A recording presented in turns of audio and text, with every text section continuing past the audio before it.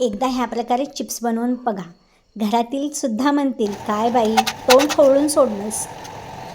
तर अगदी बालाजी चिप्स असतात ना, त्याच प्रकारचे चविष्ट असे नमकीन असे आपले हे चिप्स होतात. यासाठी मी एक बटाटा घेतलेला आहे, त्याच्यावरचे साल काढून घेतलेला आहे. साल काढून घेतल्यानंतर त्याचे मी चिप्स पाडून घेतलेले आहेत, प्लेन चिप्स. आधी मी झिगझॅग चिप्स पाडून घ्यायला लागले तर ते काय पडे नाही आले, म्हणून मी प्लेन चिप्स पाडून घेतले.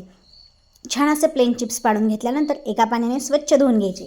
त्याचबरोबर एका वाटीमध्ये 2 चमचे पाणी आणि 1 चमचा मीठ घालून मिश्रण करून ठेवायचं. यानंतर नॅपकिनवर हे चिप्स सुकवून घ्यायचे. यानंतर खडखडीत गरम तेलामध्ये हे चिप्स सोडून त्यावरती नमकीन पाण्याचा हलका मारून घ्यायचा आहे.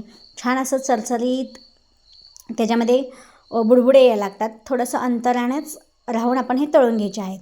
तर बघू शकता व्हिडिओत दाखवल्याप्रमाणे. यानंतर आपण हे चिप्स कुरकुरीत असे तळून घ्यायचे आहेत.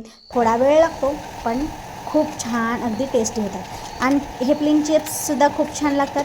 जर तुम्हाला चटपटीत खायचे असतील तर ह्यामध्ये आमचूर पावडर आणि चटणी पावडर अवश्य घाला आणि मस्त असं असे चिप्स बनवून खा आणि व्हिडिओला एक लाईक अवश्य करा.